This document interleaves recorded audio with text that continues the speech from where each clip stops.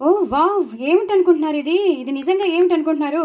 తినేయాలి అనిపిస్తోంది కదా! నాకు కూడా తినాలని అనిపిస్తోంది. మీకెప్పుడు చూపించేసి నేను తినేద్దామా అని ఉంది. అంత ఆతృతగా ఉంది నాకైతే. చాలా చాలా ఆతృతగా ఉంది. చక్కగా ఎక్కువ ఇంగు పోపేసుకొని, ఎక్కువ వెల్లుల్లిపాయలేసుకొని చేసుకున్న గోంగూర పచ్చడి అలా ఆంధ్ర స్టైల్‌లో చేసింది. అలాగే మా అమ్మగారు చేసిన స్టైల్‌లో చేశాను. చాలా చాలా బావుంటుందండి. నువ్వు పప్పులు చూసారా ఎలా కనబడుతున్నాయో? నువ్వు పప్పు ఎక్కువ వేసుకొని చేసుకోవాలి. నువ్వు పప్పు అంటే ఏదో కాదు నువ్వులు. చాలా చాలా బావుంటుందండి. ఉల్లిపాయ నంచుకొని తినాలి. ఇలా పైన జల్లుకోవడమే కాదు, పక్కన ఉల్లిపాయ కూడా నంచుకొని తింటే ఒక రేంజ్‌లో ఉంటుందండి గోంగూర పచ్చడి. చాలా చాలా బాగుంటుంది. పచ్చిమిరపకాయలు వేశాను, ఎండు కారం వేశాను, ఎండు మిరపకాయలు వేశాను. సో లాంగ్ వీడియో చూస్తేనే మీకు తెలుస్తుంది.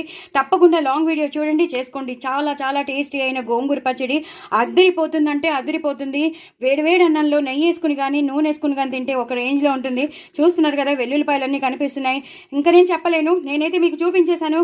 సో లాంగ్ వీడియో చూడండి, స్కిప్ చేయకుండా చూడండి, మీకు అన్నీ తెలిసిపోతుంది.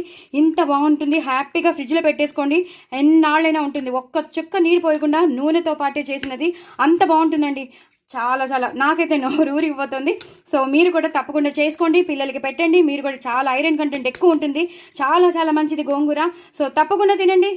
పెద్దవాళ్ళు మిమ్మల్ని అలా మెచ్చుకుంటూనే ఉంటారు, మళ్ళీ చెయ్యి అని అంటారు. సో తప్పకుండా చేసుకోండి, ఎంజాయ్ చేయండి. చాలా చాలా బాగుంటుంది గోంగూర పచ్చడి. నాకైతే చాలా ఇష్టం, మీకు కూడా ఇష్టం కదా. మరి ఇంకెందుకు ఆలస్యం, చేసేసుకోండి. చాలా ఒకే రొటీన్గా కాకుండా ఇలా కూడా చేసుకోండి. మా అమ్మగారు చాలా బాగా చేస్తారండి. ఎంతైనా అమ్మే కదండి. అమ్మని మించిన చేతి వంట ఉండనే ఉండదు. సో డూ ట్రై ఇట్ అండి. నా ఛానల్ మాత్రం సబ్స్క్రైబ్ చేసుకోవడం అసలు మర్చిపోదు. బాయ్ అండి.